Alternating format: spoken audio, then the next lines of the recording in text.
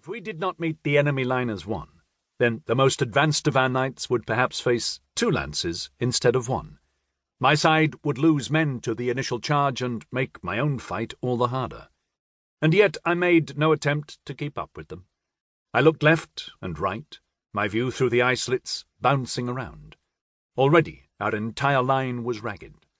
The centre, other than myself, was pulling ahead and the sides were lagging behind. But it was not a spear-headed charge. Ahead, beyond the 2 Bretons, the knights against us lowered their lances and couched them. Both sides picked their final targets. Mine was the man I had lined up against at the start, a knight of France named Bertrand de Cardaillac, a truly massive man in green and gold, newly arrived in Constantinople. Sir Bertrand was said to be a great knight, with a reputation for brutality, and no other wanted to face him, leaving me free to take the key position in the centre. I wanted his wealth. I wanted his horse and his purse. And I wanted to see how good he truly was. 2 knights of Aragon flanked him, and they had, together, formed the temporary company for the tourney. As long as no other interfered, it would be my Bretons and me against Sir Bertrand and his Aragonese. But the Bretons wanted his wealth too, and they forgot their duty and aimed at him rather than the Aragonese on his flanks. In so doing, they narrowed the gap between their 2 horses and blocked my line of approach. What were they hoping to achieve? They had made it into a charge of 3 against 2. Stupid, bloody fools. My horse was annoyed and confused, but I urged him on, faster, and lowered my lance. The crashing of lances on shields began to ring out up and down the line. The Bretons in front smashed into the knights of Aragon. My supposed comrades were a mere lance-length beyond me, but even had they not deserved it, I could have done nothing to save them from their fate. It was 3 knights against the 2 impetuous Bretons, and both Bretons were struck hard.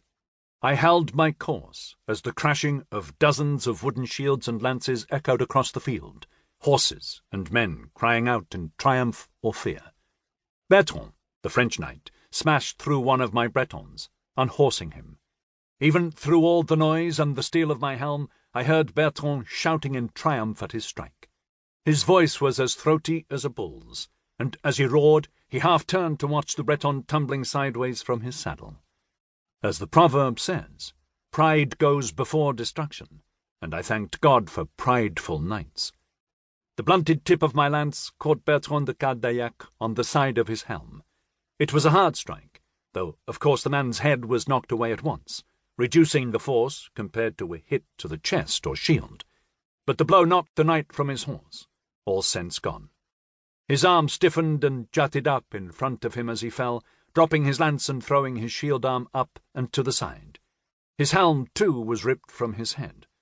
I heard, but did not see him crash into the hard earth, and I prayed he would not die. A knight from Aragon lunged at me with his lance as we passed, but I saw it coming and leaned away, making a show of my lack of concern. Still, it was closer than I had expected, and scratched the paint on my shield. I prayed he would be disconcerted by my bravery rather than encouraged by my incompetence. By then the lines were through each other, and the knights of both sides wheeled about to reform. Dust thrown up by the galloping hooves drifted across the field. A few men were down in the middle of the field. Bertrand de Cardaillac was on the ground, unmoving. I searched for another target, and found both Aragonese knights already moving their horses toward me, with intent displayed in their movements. The enemy line opposite was unformed, and yet already they were charging. The knights of my side were not content to wait either. Already the tourney would be every man for himself, every man and his fellows, if they stuck by each other. "With me!" I shouted to the remaining Breton knight, while he raked his spurs into his horse's flanks, and the beast jumped into movement. "God give me strength," I muttered, and urged my destrier into the fray. The noise of battle sounded once again, with shouts and the clattering of wood rising above the pounding of hoofs on the hard ground. My Breton clashed awkwardly with the Aragonese, and both fell in a